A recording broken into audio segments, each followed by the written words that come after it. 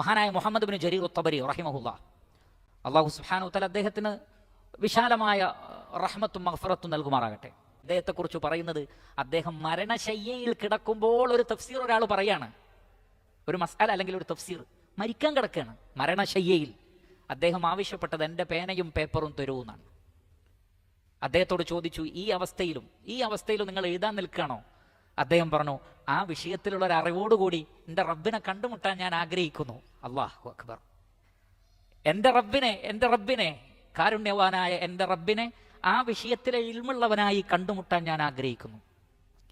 പ്രിയപ്പെട്ട സഹോദരങ്ങളെ, അള്ളാഹു എത്ര റഹ്മത്തോടുകൂടിയാണ് ഖുർആൻ നമ്മളിലേക്ക് അവതരിപ്പിച്ചത്, എത്ര റഹ്മത്തോടുകൂടിയാണ് മുഹമ്മദ് നബിയെ നമ്മിലേക്ക് തന്നിട്ടുള്ളത്.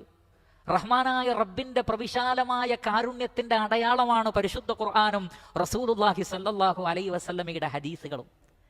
അതിൽ ഓരോ വചനങ്ങൾ നമ്മൾ പഠിക്കുമ്പോൾ നമ്മുടെ റബ്ബിന് എന്ത് ഇഷ്ടമാണെന്നോ, ഓരോ ഹദീസ് നമ്മൾ പഠിക്കുമ്പോഴും അള്ളാഹുവിന് നമ്മളോട് എന്ത് ഇഷ്ടമാണെന്നോ, ഓരോ ഇൽമു പഠിക്കാൻ വേണ്ടി നമ്മൾ ഇറങ്ങി പുറപ്പെടുമ്പോഴും നബി സല്ലല്ലാഹു അലൈഹി വസല്ലം പറഞ്ഞത് സ്വർഗത്തിലേക്കുള്ള വഴിയിലാണ് എന്നാണ്. അള്ളാഹു അതിനുവേണ്ടി സംവിധാനിച്ച സംവിധാനം എന്താണെന്നറിയാമോ? ഒരടിമ ഒരു മസ്അല, ഒരു ഇൽമു പഠിക്കാൻ വേണ്ടി ഇറങ്ങിയാൽ കൂട്ടം കൂട്ടമായി മലക്കുകൾ ഒന്നാമത്തെ ആകാശം വരെ ചിറകുകൾ വിരിച്ചു നിൽക്കും. മലക്കുകളുടെ വലിപ്പം എത്രയാണെന്നറിയാമോ? ഒരു ഹദീസിൽ കാണാം, നിങ്ങളിൽ ഒരാൾ നമസ്കരിക്കാൻ വേണ്ടി നിന്നാൽ ഒറ്റക്കാണെങ്കിൽ പിറകിൽ മലക്കുകൾ ഉണ്ടാകും. കഅംസാലിൽ ജിബാൽ, പർവ്വതങ്ങളുടെ വലിപ്പമുള്ള മലക്കുകൾ. നമ്മൾ രാത്രിയിൽ ഒറ്റക്ക് തഹജ്ജുദ് നിസ്കരിക്കുകയാണ്, കൂടെ ആരുമില്ല, മലക്കുകൾ ഉണ്ടാവുന്നതാണ്. കഅംസാലിൽ ജിബാൽ, പർവ്വത സമാനമായ മലക്കുകൾ. ഒന്നാമത്തെ ആകാശം വരെ എന്ന് പറഞ്ഞാൽ എത്ര ദൂരമുണ്ട്? ചില അസറുകളിൽ വന്നത് ശരിയാണെങ്കിൽ 500 വർഷത്തെ വഴി ദൂരമാണ്. അത്രയും മലക്കുകൾ. ആർക്ക് വേണ്ടി പ്രാർത്ഥിക്കാൻ?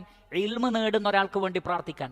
മാളങ്ങളിലെ ഉറുമ്പുകളും ജലാശയങ്ങളിലെ മത്സ്യങ്ങളും ഇൽമു നേടുന്നവർക്ക് വേണ്ടി, അത് പകർന്നു നൽകുന്നവർക്ക് വേണ്ടി പ്രാർത്ഥിക്കുന്നു, ഇസ്തിഗ്ഫാറിനെ തേടുന്നു എന്ന് പറയുമ്പോൾ റഹ്മാനായ റബ്ബിന് എന്ത് ഇഷ്ടമാണ് ഇൽമു പഠിക്കുന്നത്.